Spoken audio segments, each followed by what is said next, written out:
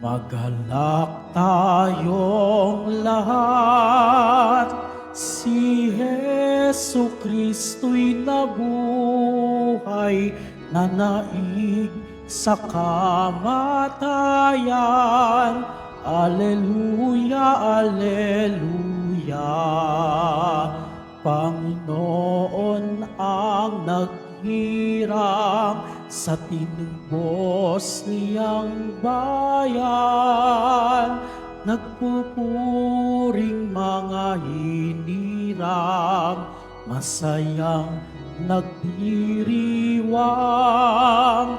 Magalak tayong lahat, si Hesu Kristo'y nabuhay,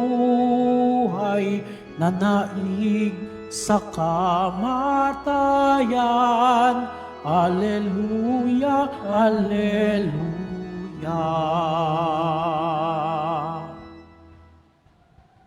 Sa ngalan ng Ama at ng Anak at ng Espiritu Santo, Amen. ang papala ng ating Panginoong Kristo, ang pag-ibig ng Diyos Ama, at ang pagkakaisa ng Espiritu Santo naway sumainyong lahat.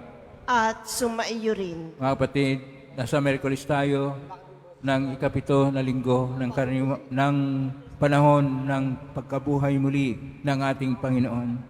Isama po natin sa misa natin ngayon ang mga intensyon para sa araw ngayon. Ang inyong mga intensyon ay nasa loob at sa labas ng Basilica Minor at Pamansang Nambanan ni Jesus Nazareno. Ang mga intensyon naman nakiisa sa atin sumita ng live streaming through Facebook Live, YouTube, X, Instagram, TikTok at iba pang social media dito sa ating bansa at iba't ibang dako ng mundo. Isama rin natin ang ating intensyon para sa kapayapaan sa buong mundo, lalo tigit na sa Israel at sa Ukraine. Mga minamahal kong mga kapatid, sa gawa ng mga apostol, si San Pablo ay nagpaalam na ng kanyang mga tauhan na kung saan hindi na sila magkita-kita muli sa ating Ebanghelyo. Nalangin ang ating Panginoon sa Diyos na Ama upang ang lahat ng ibinigay sa Kanya ay magkaisa gaya ng siya at ang Ama ay isa. Kuminsan sa buhay natin, nagkawatak-watak ang ating mga sinasakupan na batayang pamayanan o dili kaya ang lahat ng mga tao dahil sa iba't ibang kadahilanan sa buhay. Kuminsan, ito mga material na mga hangarin o dili kaya mga bagay-bagay sa mundo ay siya naging hadlang na tayo tunay na magkaisa bilang sambayanan ng Diyos. Pero tayo tinatawag na naway maging isa sa pangalan ng Panginoon. At sa mga sandali na dahil sa ating karapukan at kinaan tayo nagkasala, lumulog po tayo sa mga Panginoong nagpapatawad ng lubos.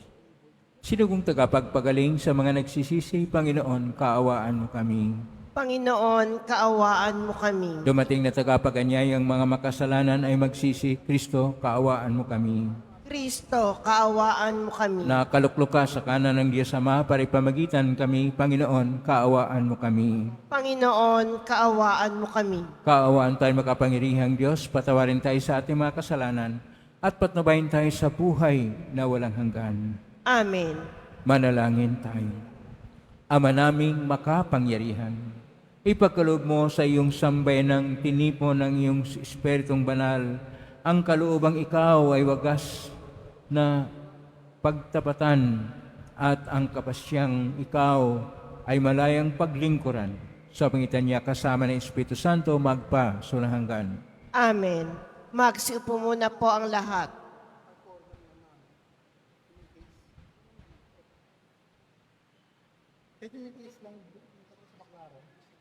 Pagbasa mula sa mga gawa ng apostol. Noong mga araw na iyon, sinabi ni Pablo sa matatanda ng simbahan ng Efeso, ingatan ninyo ang inyong sarili at ang lahat ng kabilang sakawan, sapagkat inilagay sila ng Espiritu Santo sa inyong pag-iingat.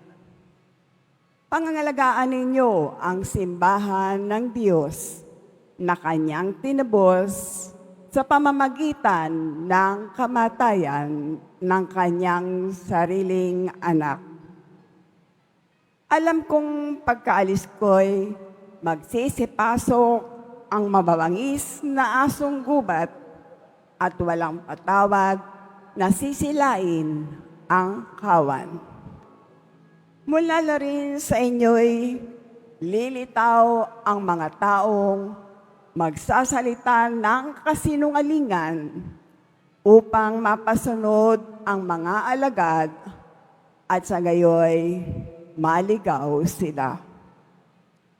Kaya't mag-iingat kayo at alalahanin niyong tiruan ko kayo gabit araw sa loob ng 3 taon at maraming luha ang pinuhunan ko. At ngayon, itinatagubilin ko kayo sa Diyos at sa Kanyang salita na nagpapahayag ng Kanyang kagandahang loob.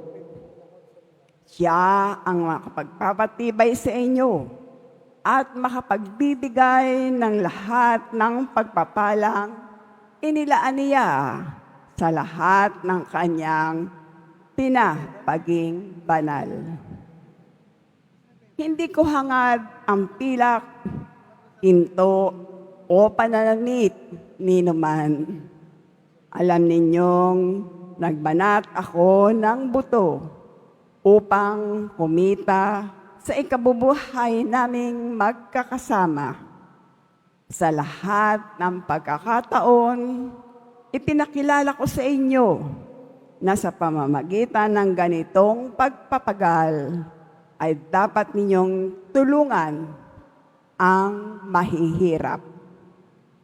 Alalahanin niyo mga salita ng Panginoong Hesus. Higit na mapalad ang magbigay kaysa tumanggap. Pagkasabi nito, lumuhod si Pablo at nanalangin kasama nila. Silang lahat ay umiyak at hinagkan si Pablo. Labis nilang ikinalungkot ang kanyang sinabing siya'y hindi na makikita uli at siya'y inihatid nila sa barko. Ang salita ng Diyos. Salamat sa Diyos. Tanang mga kaharian, ang poong Diyos ay awitan. Tanang mga kaharian, ang poong Diyos ay awitan. Sana'y iyong ipadama ang taglay mong kalakasan. Ang lakas na ginamit mo noong kami isang galang. Magmula sa Jerusalem, sa iyong tahanang templo, na pati ang mga hari do'y naghahandog sa iyo. Tanang mga kaharian, ang poong Diyos ay awitan. Umawit sa Panginoon ang lahat ng kaharian. Awitan ng papurit, ang poon ay papurihan. Purihin ang naglalakbay sa matandang kalangitan. Mula rooy maririnig ang malakas niyang sigaw. Tanang mga kaharian, ang poong Diyos ay awitan. Ipahayag ng bala na ang taglay na kalakasan. Siya'y hari ng Israel, maghahari siyang tunay. Yung taglay niyang lakas ay buhat sa kalangitan. Kahanga-hanga ang Diyos sa santuaryo niyang banal. Siya ang Diyos ng Israel na sa tanay nagbibigay ng kapangyarihan at lakas na kanilang kailangan. Tanang mga kaharian, ang poong Diyos ay awitan. Magsitayo na po ang lahat.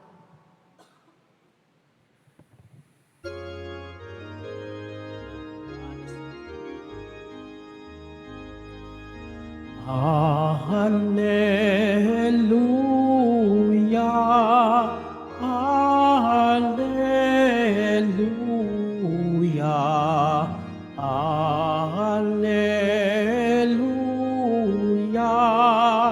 Hallelujah.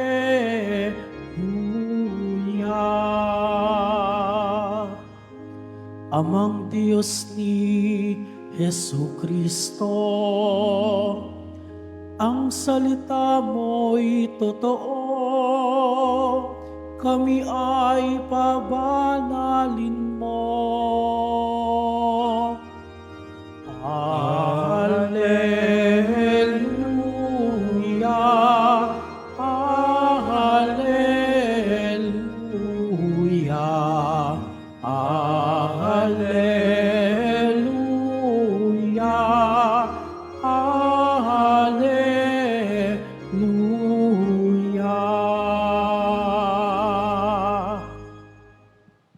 Sumainyo ang Panginoon. At sumaiyo rin. Ang mabuting balita ng Panginoon ayon kay San Juan. Papuri sa iyo, Panginoon. Noong panahon yun, si Jesus ay tumingala sa langit, nananalangin at ang wika, Amang banal, ingatan mo sila sa pamagitan ng kapangyarihan ng iyong pangalan. Pangalang ibinigay mo sa akin upang sila'y maging isa, kung paanong tayo'y iisa. Habang kasama nila ako, iningatan ko sila sa pamagitan ng kapangyarihan ng iyong pangalang ibinigay mo sa akin. Inalagaan ko sila at ni isa'y walang napahamak liban sa taong humanap ng kanyang kapahamakan upang matupad ang kasulatan.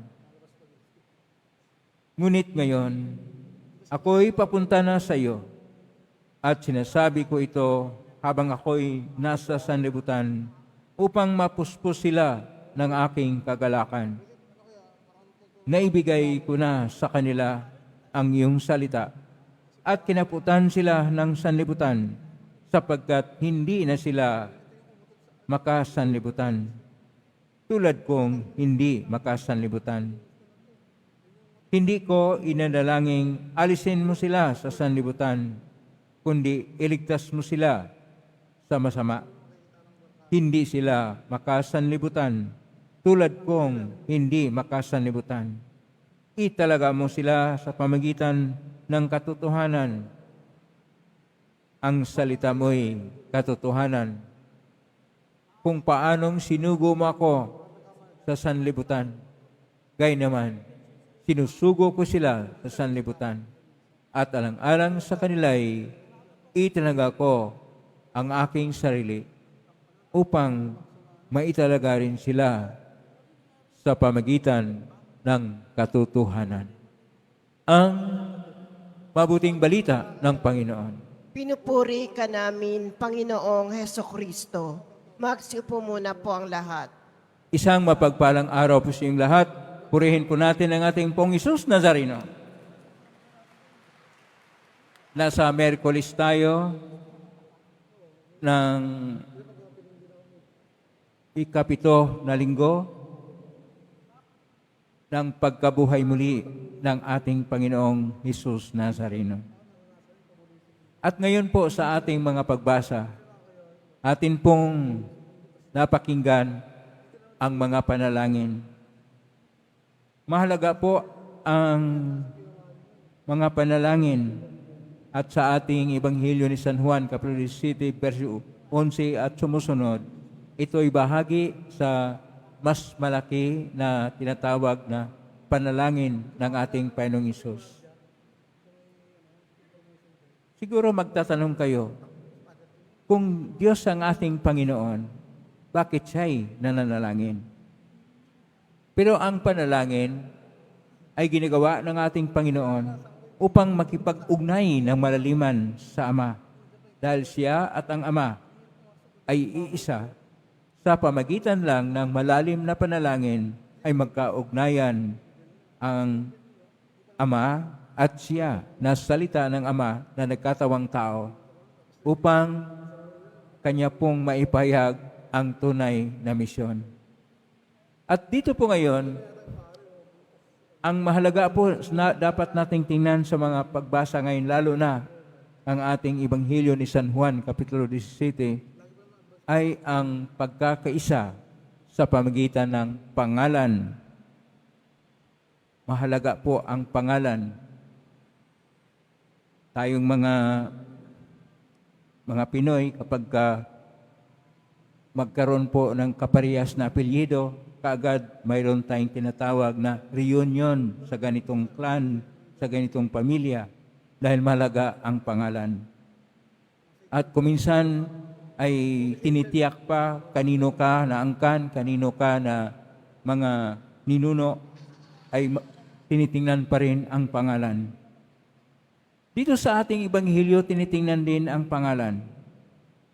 Kaya sinasabi ng ating Panginoon, Amang banal, ingatan mo sila sa pamagitan ng kapangyarihan ng iyong pangalan. Versikulo 11, Kapitulo 7, Ebanghelyo ni San Juan. Ano ba ang pangalan? Para sa mga Hudyo, ang pangalan ay Siyam. Ganun lang, Siyam, pangalan. Pero dahil ang ating Ebanghelyo ay nakasulat sa Koinonia na Griego, ang pangalan po ay Onoma. Onoma. Na nasali naman sa Latin, nomen. Sa atin ay pangalan. At dito po sa ating Ebanghelyo, atin pong malala, ano ba ang kahalagahan ng pangalan? Sa ating unang pagbasa, sa Gawa ng mga Apostol, pinag-ingatan ang pangalan ng ating Panginoong Hesus, at dahil sa pangalan ng ating Panginoong Hesus, si San Pablo ay nagpahayag ng Ebanghelyo, pero siya'y papunta na sa Jerusalem upang kanyang ilaan italaga ang kanyang sarili sa pangalan ng Panginoong Hesus na tumawag sa kanya. Handa na siyang maging martir doon sa pag-uwi niya. At dito sa ating Ebanghelyo, ang pangalan na sinasabing, pangalang ibinigay mo sa akin upang sila'y maging isa, kung paano tayo'y naging isa.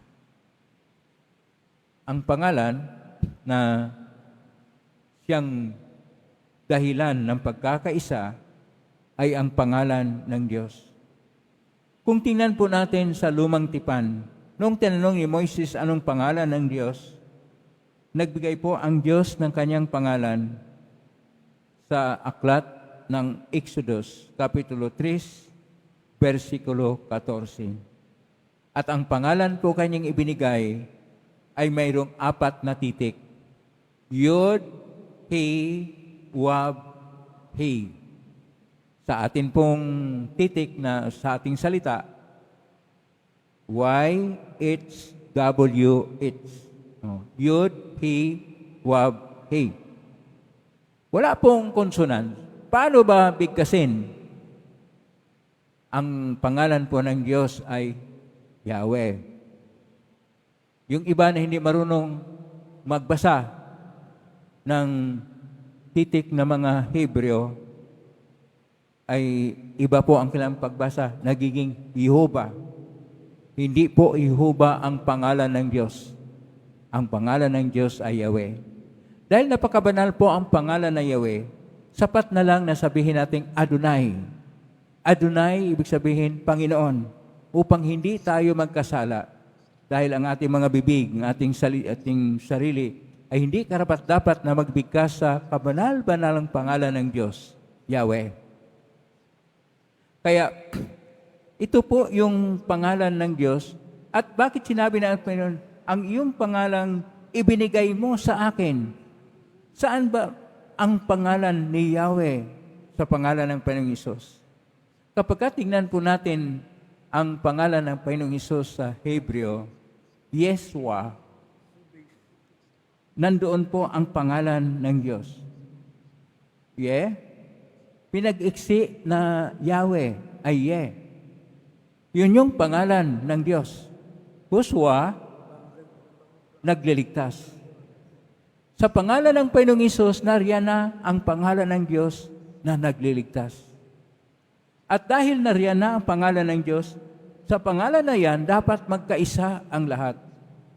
Pero dahil ang ibang tao ay iba't iba ang kanilang tinuturing na Diyos, mayroong iba na Kristiyano daw sila, pero sa pangalan lang, hindi sa gawa at sa buhay. Kuminsan, mas importante sa kanila ang cellphone. Mag-crisis sila kapag mawala ang cellphone sa kanila. Samantala, pag mawala yung rosaryo, yung crucifix o imahen ng Diyos sa ating sarili, walang nagka-crisis. Kaya siguro hindi sila tawagin na Kristiyano. Ang reliyon nila ay cellphonado dahil cellphone lang ang kanilang dinidiyos. Marami pong mga cellphonado. Kung minsan doon pa naglalaro araw-araw sa cellphone. Doon pa nagtitext lagi. Pero sa Biblia, bihira lang na binabuksan ang Biblia. Bihira lang na nananalangin o nagninilay sa mga panalangin na nasa loob ng Biblia. Kaya marami pong cellphonado sa lahat ng tao ngayon, hindi na Kristiyano, cellphonado. Yun yung bago nilang reliyon, yun yung bago nilang Diyos, ang cellphone. Kaya dapat dito sa ating Ebanghelyo ngayon, tinatawag tayo na dapat magkaisa sa Diyos. Para magkaisa tayo sa Diyos, tingnan natin ang ating sarili. Number 1 ba ang Diyos sa puso mo? O ang unang talagang pinag-iisip-isipan mo ay ang pera, ang mga bagay-bagay sa mundo, ang mga kailangan mo, ang mga hilig mo, ang mga ambisyon at ninanais mo sa buhay. Kailangan kapag ikaw ay tunay na Kristiyano, dapat si Kristo ay siyang sentro na iyong puso. Dapat ang Diyos ay siyang pinakabatayan ng iyong buhay at nagbibigay kabuluhan sa buhay. Kapag hindi ka Kristiyano, lalo na kapag kayo nagmumura, lalo kayong nag-isip ng mga negatibo at mga masasama, o gaya gumagawa ng masama, paano pa tawaging Kristiyano? Kailangan na tayo'y magbalik loob sa Diyos. Balik tayo sa Diyos. Sa salitang Hebreo, pagbalik sa Diyos, teshuvah. Babalik tayo sa Diyos. Babalik tayo sa Kanya sapagkat Siya at ang Kanyang pangalan ay Siyang magbibigay sa atin ng kaligtasan. Babalik tayo sa Kanya sapagkat Siya ang tunay na tunguhin ng buhay. Babalik tayo sa Diyos sapagkat Siya lang at Siya lang ang makapagpupuno ng ating pagkatao. Sapagkat Siya at Siya lang ang siyang magbigay ng buhay na ganap at ikasiya. At dahil dito, kailangan natin ang Diyos na ibalik sa buhay. Kailangan natin siya na siyang sentro at saysay ng buhay. Yung naniwala ng Diyos ay sentro at dapat siya ang saysay ng buhay. Pumalakpak ng malakas upang ating ipahayag na ang Diyos ay siyang sentro ng buhay at Diyos lang ang dapat siyang pinakatunguhin ng buhay. Kapag hindi na po tayo tawaging Kristiyano. Mahirap naman tawagin tayong cellphonado. Kailangan Kristiyano sa salita, sa gawa, at sa diwa. Amen? Purihin natin ang Diyos. Magsitayo na po ang lahat.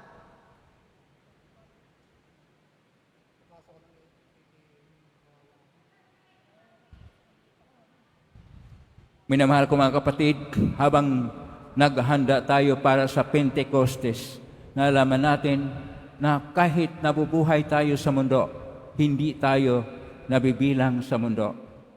Tinatawagan tayo ng katotohanan ito upang manalangin para sa lahat ng tao kaisa ni Kristo na hindi nagnanais na may maligaw ng landas. Kaya atin pong itutugon, Ama, italaga mo kami sa iyo. Ama, italaga mo kami sa iyo. ang lahat ng Kristiyano naway sumampalataya sa pag-ibig ng Diyos at makatagpo ng pagkakaisa sa nag-iisang pastol. Manalangin tayo. Ama, italaga mo kami sa iyo. Ang mga naglilingkod sa bayan naway maging saksi sa katotohanan ng kanilang pananampalataya, lalo na sa paggamit ng kanilang kapangyarihan at sa pagtupad ng kanilang mga pananagutan. Manalangin tayo. Ama, italaga mo kami sa iyo. Ang mga Kristiyanong tapat sa pananampalataya naway magsikap na maging banal sa kanilang araw-araw na pamumuhay. Manalangin tayo. Ama, italaga mo kami sa iyo. Ang mga matatanda, mga nangungulila, mga may kapansanan at may sakit, naway magtiwala sa Diyos na nagpapalakas sa kanila sa pamamagitan ng init ng kanyang presensya. Manalangin tayo. Ama, italaga mo kami sa iyo. Ang mga yumao naway mabuhay ng walang hanggan kasama ng Diyos ng pag-ibig. Manalangin tayo. Ama, italaga mo kami sa iyo. Sa tahimik, idulog natin sa Panginoon ang ating mga sariling kahilingan. Butihing Ama, habang iniibig namin ang isa't isa, nabubuhay ka sa amin at nagiging ganap ang iyong pag-ibig na nasa amin. Tanggapin mo ang aming mga panalangin sa pangitan ni Kristo na aming Panginoon. Amen. Magsiupo muna po ang lahat.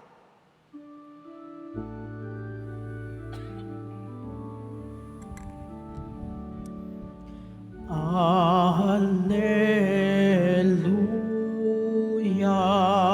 alleluia,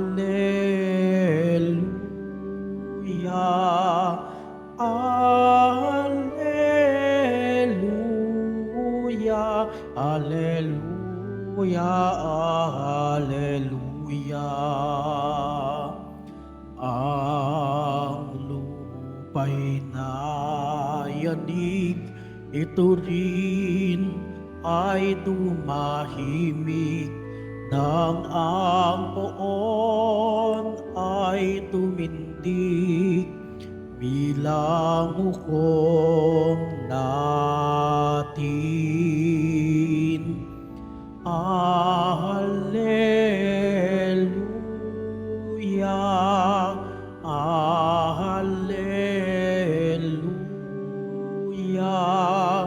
alleluia, alleluia, alleluia. Magsitayo na po ang lahat. Manalangin kayo kapatid upang paghain natin ay kalugdan ng Diyos amang makapangyarihan. Tanggapin nawa ng Panginoon itong paghahain sa iyong mga kamay, sa kapurihan niya at karangalan, sa ating kapakinabangan at sa buong sambayanan niyang banal. Ama naming lumikha, tanggapin mo ang paghain ng mga alay na iyong inihahabilin at sa pagdiriwang ng dapat naming ganapin ang kabanalan ng iyong pagliligtas naway sumaamin. Sa magitan ni Kristo kasama ng Espiritu Santo, magpa sa walang hanggan. Amen. Sumainyo ang Panginoon. At sumaiyo rin. Itaas sa Diyos ang inyong puso at diwa. Itinaas na namin sa Panginoon. Pasalamatan natin ang Panginoong ating Diyos. Marapat na siya ay pasalamatan. Ama namin kapangin tunay marapat ni kay aming pasalamatan ngayong pinagdiriwang ang paghahain ng Mesiyas, ang maamong tupa na tubos sa aming lahat. Naghahaing walang humpay ang anak mong minamahal upang magkasalo-salo ang tanan sa piging ng iyong buhay. Hindi namatay ang inain sa cross. Ang sa cross ipinakoy buhay lagi bilang handog. Kaya isa namang siawit ng papuri sa humpay sa kalangitan, kami nagubunyi sa kadakilaan. Santo, Santo, Santo, Panginoong Diyos ng mga hukbo, napupuno ang langit at lupa ng kadakilaan mo. O sana sa kaitaasan, pinagpala ang naparirito sa ngalan ng Panginoon. O sana sa kaitaasan, Magsilod po ang lahat. Ama naming banal, ikaw ang bukal ng tanang kabanalan. Kaismitan ng Espiritu yung banal, makaloob na ito upang para sa aming maging katawan at dugo ng aming Panginoong Kristo. Bago niya pinagtiisang kusang loob na maging handog, hinawakan niya ang tinapay, pinasalamatan kanya, pinaghati-hati niya yon, iniabot sa kanyang malagad at sinabi, "Tanggapin ninyong lahat ito at kanin. Ito ang aking katawan na ihandog para sa inyo."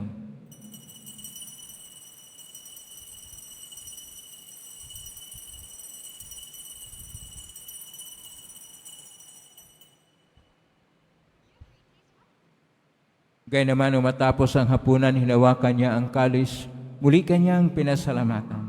Inabot niya ang kalis sa kanyang malagad at sinabi, "Tanggapin ninyong lahat ito at inumin. Ito ang kalis ng aking dugo ng bago at walang tipan. Ang aking dugo na ibubuhos para sa inyo at para sa lahat sa ikapagpapatawad ng mga kasalanan. Gawin niyo ito sa pag-alala sa akin."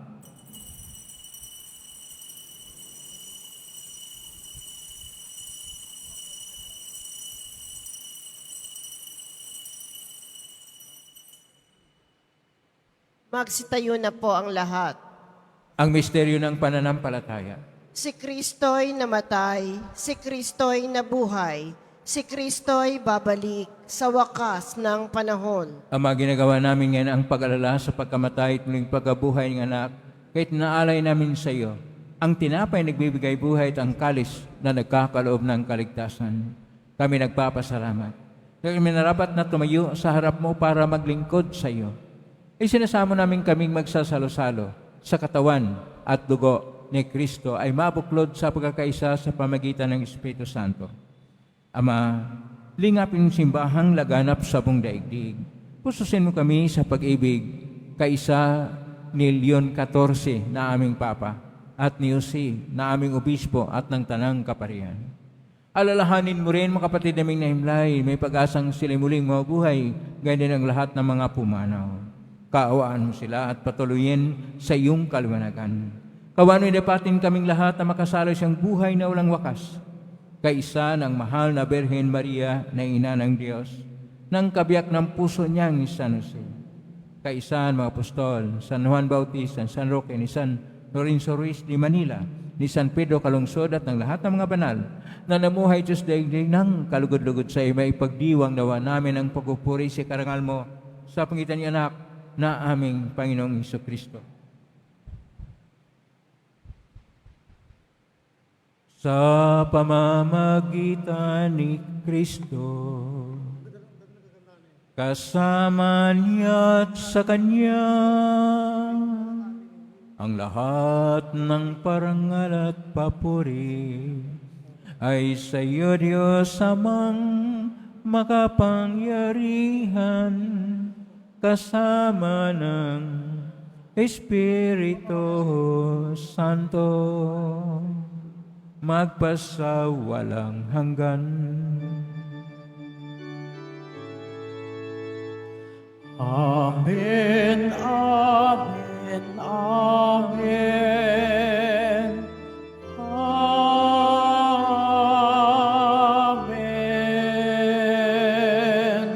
Amen, amen, amen. Amen.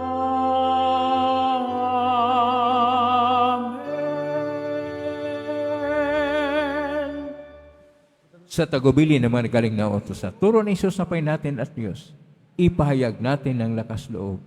Ama namin, sumasalangit ka, sambahin ang ngalan mo, mapasa amin ang kaharian mo, sundin ang loob mo dito sa lupa para nang sa langit.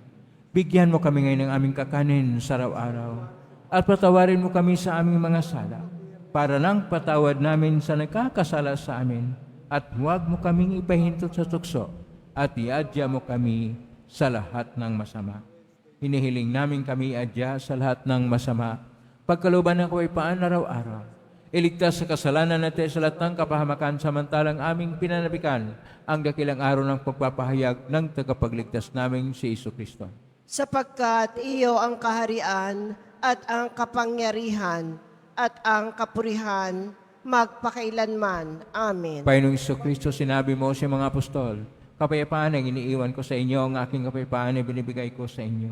Tunghayan mo ang aming panampalataya at huwag ang aming pagkakasala. Pagkalooban mo kami ng kapayapaan at pagkakaisa ayon sa iyong kalooban, kasama ng Espiritu Santo, magpa sa walang hanggan. Amen. Ang kapayapaan ng Panginoon ay laging sumainyo. At sumaiyo rin. Magbigayin kayo ng kapayapaan sa isa't isa. Kapayapaan. Peace be with you. Kordero ng Diyos na nag-aalis ng mga kasalanan ng sanlibutan, maawa ka sa amin. Kordero ng Diyos na nag-aalis ng mga kasalanan ng sanlibutan, maawa ka sa amin.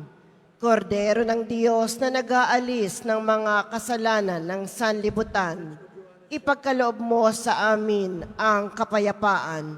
Magsilod po ang lahat. Ito ang kordero ng Diyos.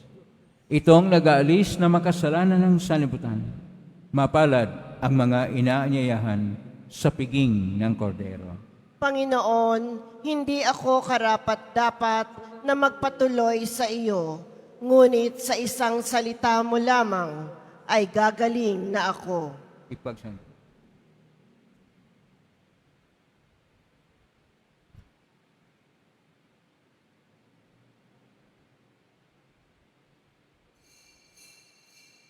Para sa lahat ng tatanggap ng banal na komunyon, sasagot po tayo ng amen pagkasabi ng pari o ng lay minister ng katawan ni Kristo at isubo agad sa bibig bago umalis sa harapan ng pari o lay minister. Sumunod po tayo.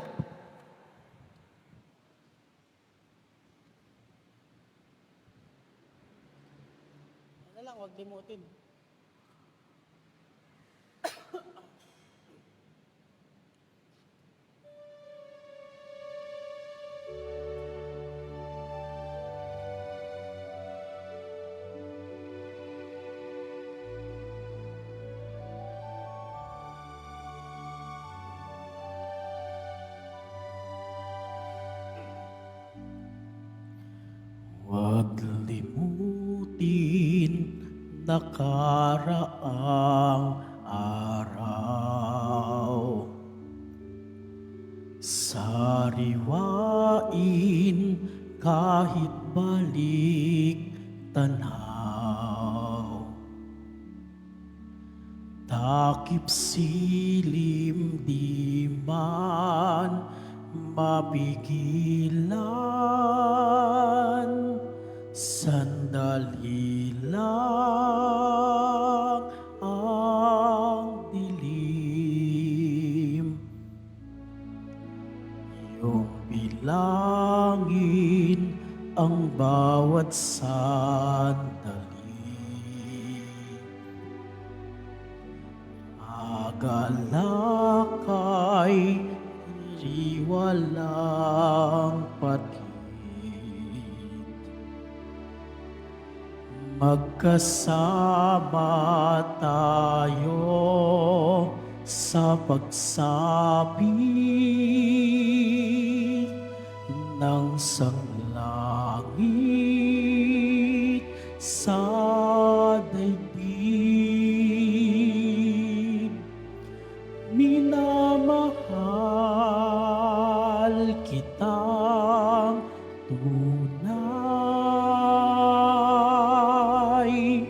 ang tinig ko sa'yo'y bubuhay.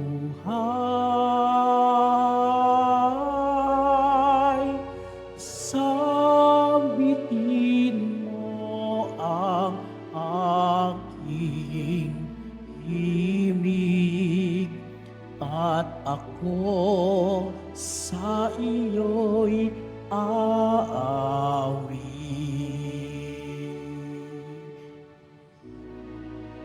Minamahal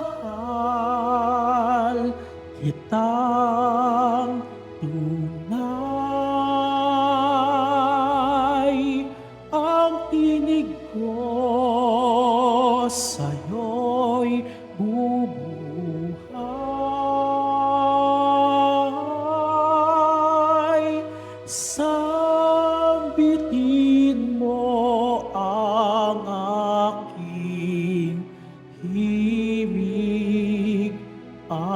ako sa iyo'y aawit.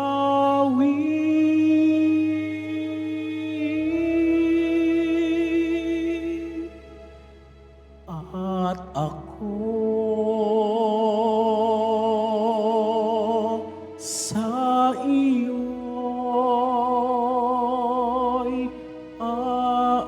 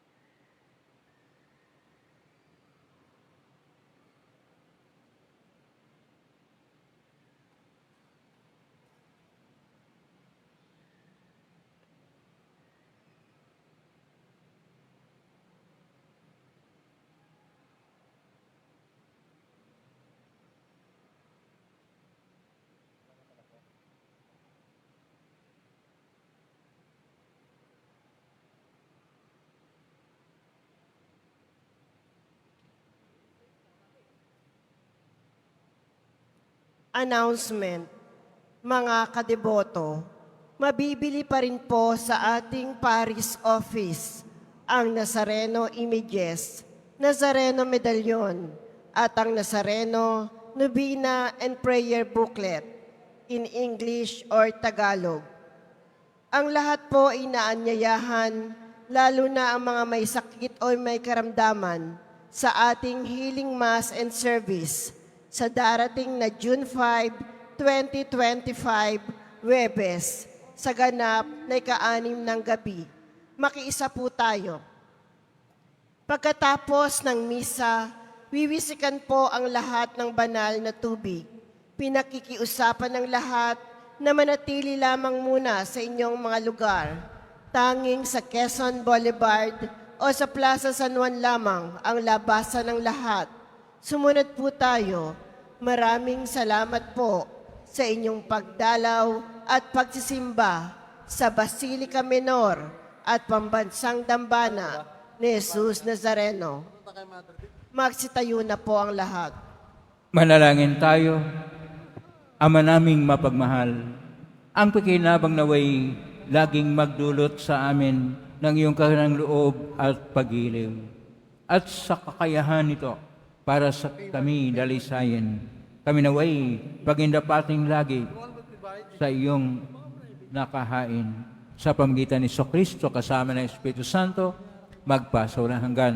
Amen. Maraming salamat po sa inyong pagdalaw sa tahanan ng ating poong Jesus Nazareno.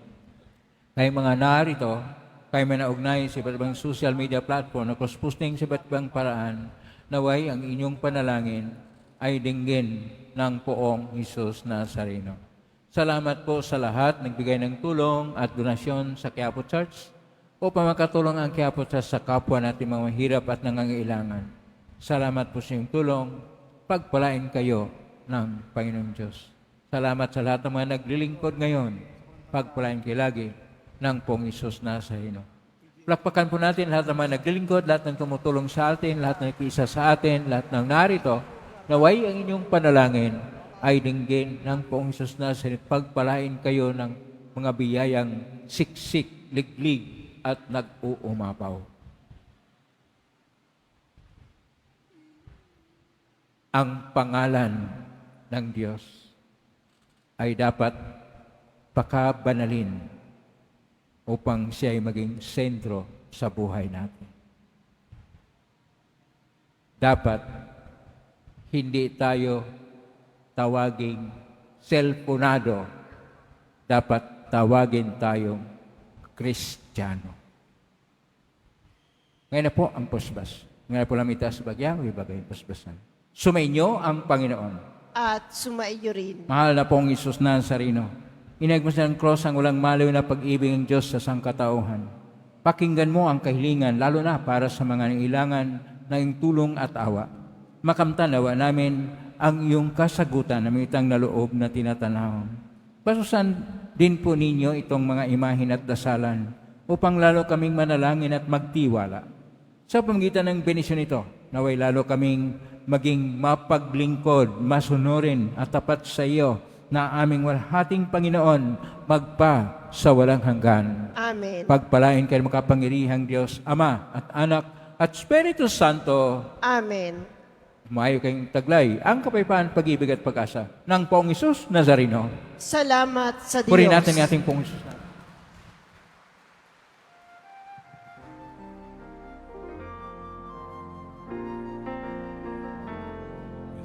Padre Jesus Nazareno, sinasamba ka namin. Pinipinto ka namin. Aral mo ang aming buhay at kaligtasan. Basta Padre Jesus Nazareno, iligtas mo kami sa kasalanan. Ang krus mong pinamatayan ay sagisag ng aming kaligtasan. Nuestro Padre Jesus Nazareno, dinarangal ka namin. Nuestro Padre Jesus Nazareno, ninunwalhati namin. Nuestro Padre Jesus Nazareno, dinarangal ka namin. Nuestro Padre Jesus Nazareno, at